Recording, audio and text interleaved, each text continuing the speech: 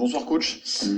Est-ce que vous en voulez à Neymar pour son deuxième carton jaune de fin de match et qu'est-ce que vous avez pensé globalement de son match? La situation de deuxième carton jaune, vous l'enlevez, c'est bon.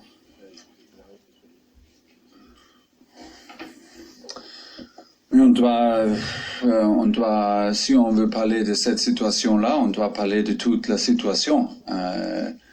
Il fait un contre son adversaire et qu'est-ce qu'il fait? Je n'ai jamais vu. Il fait une faute pour 5-10 mètres. Le quatrième arbitre est sur le terrain après cette faute. Et c'est pas un carton jaune, rien. Et on fait ce match continue avec le quatrième arbitre sur le terrain. J'ai jamais vu ça. Jamais vu.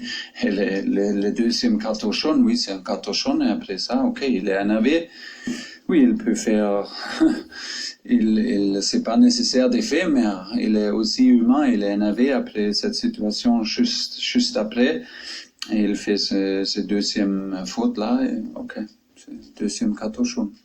Mais qu'il arrive avec un carton jaune et les gars qui font les fautes en avant, pas un carton jaune. Et avec l'arbitre, la situation est vraiment un peu bizarre, non? Bonsoir Thomas, Vincent Forge pour RTL. Est-ce que vous pouvez nous donner déjà des nouvelles de Thiago Silva et plus globalement de l'ensemble des joueurs qui n'ont pas joué, qui sont sortis? Je pense à Keylor Navas aussi. Est-ce que vous avez des informations sur le plan médical à nous donner? Oui, Keylor était sur le banc, ça veut dire que c'était possible qu'il joue, mais il a senti un peu fatigue musculaire, Keylor, et Sergio, il a donné le match à Dijon dans les coupes à Keylor pour rester dans le rythme, et pour ça c'était clair que Keylor donne 7 matchs à Sergio en retour. Mais pas de blessure grave, pas de blessure du tout. Et avec Thiago, il est sorti avec une blessure musculaire. Pas trop grave, mais assez grave qu'il sort le terrain. Et voilà, je suis un peu inquiet, clair. Mais on doit attendre, je pense, 2-3 jours pour être plus précis. Bonjour Thomas Bertrand du Parisien. Vous avez encore encaissé 3 buts. Ah oui. Ça fait beaucoup là depuis quelques matchs. Comment vous expliquez vous étiez très bon défensivement en première partie de saison. On a l'impression que là c'est moins bien. Oui. Oui, ces deux matchs à Amiens et aujourd'hui sont un peu bizarres. On a encaissé 7 buts. C'est pas normal. C'était un match, on a manqué la mentalité pendant la première mi-temps à Amiens, c'est clair. On a fait à Amiens, on a fait une mi-temps un match amical et une mi-temps un match sérieux. Et aujourd'hui c'était différent. Aujourd'hui c'était un peu bizarre. On a encaissé 3 buts. Les premiers 2 buts, pour moi, sans occasion, on a encaissé 2 buts. Premier but après un corner et on a manqué Thiago dans cette situation-là, et le deuxième c'était une situation avec malchance pour Sergio. Mais en même temps, on doit admettre qu'on a eu beaucoup de difficultés de défendre des coups pieds arrêtés, de corner. Ils sont très forts dans ce métier. On a parlé de cette chose aujourd'hui pendant le matin, mais on n'a pas trouvé la qualité, la mentalité qualité aujourd'hui de défendre ça plus costaud. Et pour ça, c'était toujours un match serré, c'était toujours un match compliqué. Et dans le contexte, après une défaite, on doit dire c'est toujours compliqué. Après un match important, après une défaite dans la Ligue des Champions, vous pouvez observer pour beaucoup de clubs en Europe, c'est difficile de recommencer et de regagner confiance. C'est comme ça. Ce match est un peu compliqué et c'était comme ça pour nous aussi. Et pour ça, la meilleure chose est qu'on a gagné parce que ça donne une bonne base pour améliorer, pour analyser et pour utiliser cette prochaine semaine pendant l'entraînement. Bonjour Thomas, Antoine Maignan pour l'agence France Presse. Pour prolonger un petit peu la question sur les 3 buts encaissés, vous aviez choisi de passer à une formation plus offensive avec 4 joueurs vraiment offensifs. Est-ce que vous avez ressenti à nouveau un déséquilibre dans cette formation-là, ou est-ce que vous retenez quand même le positif d'avoir pu se créer plusieurs occasions? Est-ce qu'il n'y a pas d'inquiétude à ce niveau-là, au niveau du déséquilibre? Si on joue comme ça, oui, bien sûr. C'est toujours les mêmes choses. On ne peut pas comparer si on joue contre le même match comme à Amiens pendant les premiers mi-temps. Bon, on ne peut pas penser que c'est possible, mais c'est pas une chose de structure. Nous sommes capables de faire des matchs sans but encaissé avec 4-4-2. Et nous sommes capables d'adapter et de faire des choses qui sont nécessaires pour jouer sans but encaissé dans quelques matchs. Mais si on perd on a perdu un peu cette capacité pendant le deuxième mi-temps contre Lyon, parce qu'on a gagné 3-0 pendant le premier mi-temps et tout de suite c'était 3-2.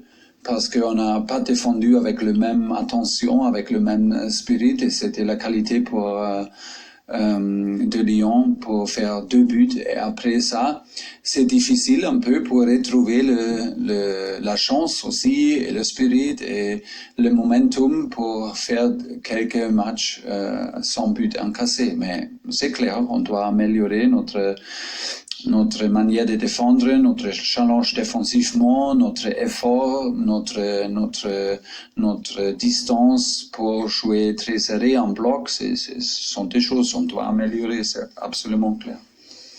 Bonsoir Thomas, Pierre Niguet, la chaîne Équipe. Une double question sur l'attaque. Edinson Cavani vous étonne-t-il encore par sa force de caractère? Et par ricochet, comment Mauro Icardi vit-il sa situation de remplaçant? Ouais, c'est comme ça. Les deux combattent pour une place et c'était le moment pour Eddie maintenant parce que j'ai pu le sentir pendant beaucoup de jours pendant l'entraînement qu'il est très proche de marquer encore, qu'il est là et qu'il est toujours envolé de tous les jours pendant l'entraînement et aussi sur le terrain. Il a fait un but important contre Lyon. Et j'ai l'impression qu'après cette défaite aussi, avec lui, avec sa personnalité, ça peut nous aider avec l'énergie d'Eddie. Et l'effort qu'il donne, ça peut être une grande aide pour nous aujourd'hui. C'était comme ça et je suis très heureux qu'il a marqué, il a fait un passe décisif. C'est super parce qu'il est un grand joueur pour Paris. Il est un gars qui a mérité cette 200e but. C'est une performance incroyable. Il a mérité que tout le monde profite de ces moments avec lui. Et il a mérité qu'on a gagné cette match avec le 200e but. C'est super. Je suis très heureux pour lui. Bonsoir coach, Jean-François Pérez, Radio Europe 1.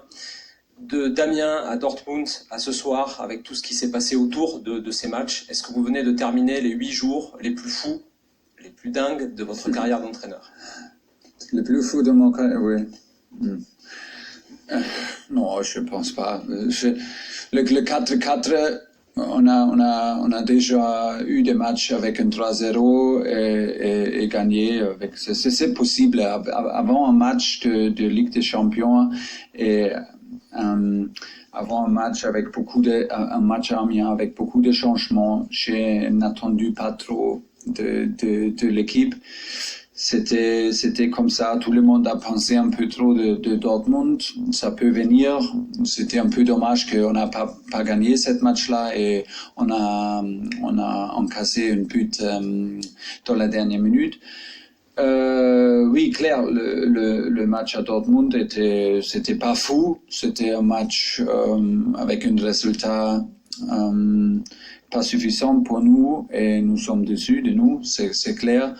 Et maintenant, pour réagir, c'est important, comme je dis, de recommencer, de gagner. C'était le plus important. Oui, c'est pas trop fou cette match-là, c'est un peu bizarre. On a encaissé aujourd'hui beaucoup de buts sans des occasions, vraiment des occasions. Et pour ça, j'ai plus l'impression qu'on doit mériter de matchs sans but encaissé. Et la meilleure chose est de recommencer contre Dijon, mais pas vite jour normal. Hein.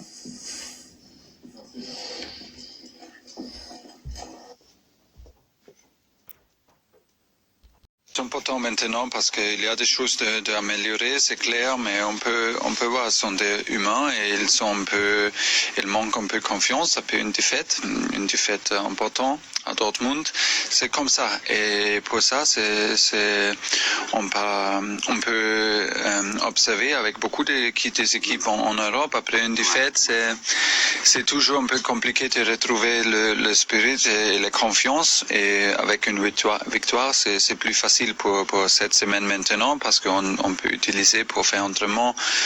Et on joue à samedi. Le match prochain, c'est bien pour nous. Et puis on voulait te sentir un but de Cavani, on l'a eu ce soir. Oui. Non, mais c'est beau parce que c'est un joueur qui a des valeurs extraordinaires, Cavani. Oui. Il a mérité de notre supporter. Il a mérité le support, c'est clair. C'est 200 buts, c'est magnifique. C'est incroyable.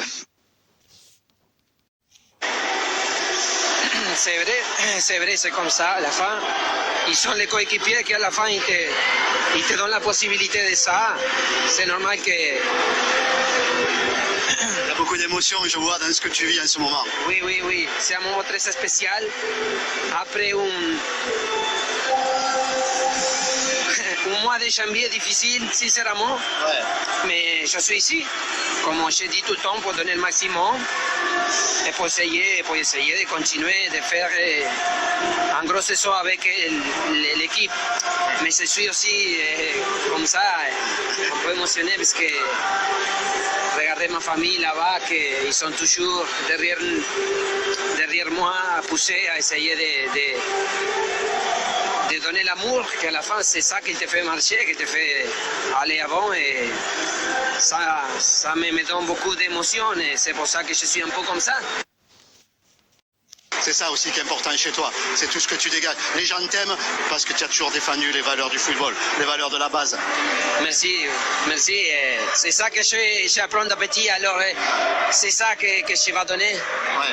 Alors c'est tout ça que j'ai pour donner. Et comme je dis avant, je ne peux pas faire des autres choses. C'est ça que je sais faire. Alors je vais donner ça juste à la fin. Et je pense que maintenant c'est besoin à profiter un petit moment parce que je pense que c'est besoin et je mérite de profiter même une soirée avec la famille et avec les amis. Merci, tu es un exemple. Merci beaucoup. Merci à vous.